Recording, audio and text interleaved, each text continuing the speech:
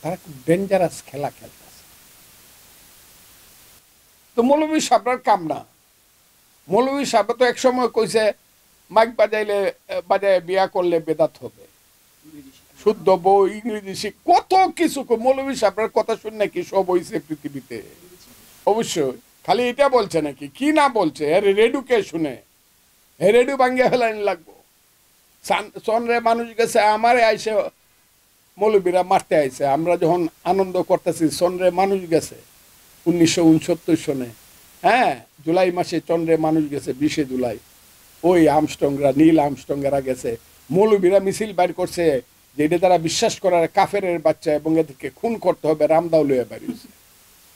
কাজেই তাদের সব কথা শুনে তো আর আমরা পারবো না। আমরা কলিমা, নামাজ, রোজা, হজ, জাকাতের মধ্যে আছি বেসিক।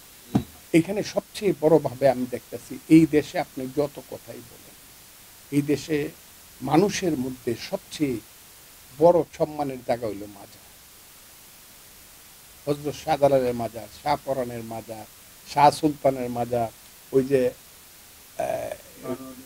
বারো মাজার। মানুষ কি আল্লাহর করে, ভুল কি শুদ্ধ, ইসলাম কি, ইসলামের কতটুকু ত্রুটি বিচ্যুতি। ইসলামে তো হাজার হাজার ফেকরা আছে। এই যে অনেকেই গিয়ে এই যে 5 দিন পর্যন্ত গিয়ে মসজিদে বসছে, এতেকাফ বলতেছে, এইগুলা কেউ বলতেছে কাফেররা এটা করে। পরস্পরকে তো আমি দেখছি আজহারি সাহেবরা আরেকজন কাফের বলতেছে, তাই না?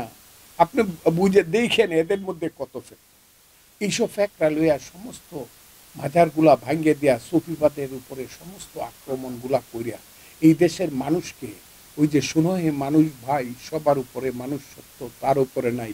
ইসলামের যে এই এই নীতির উপরে যে এই দেশের পূর্বপুরুষরা যে ইসলাম গ্রহণ করছিল, এই নীতি থেকে তো সরে যাচ্ছে।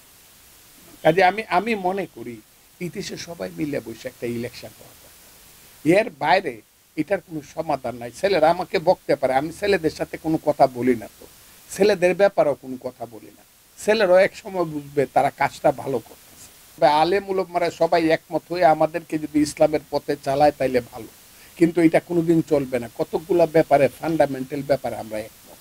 1 কালিমা, 2 নামাজ, 3 রোজা, 4 হজ, 5 যাকাত।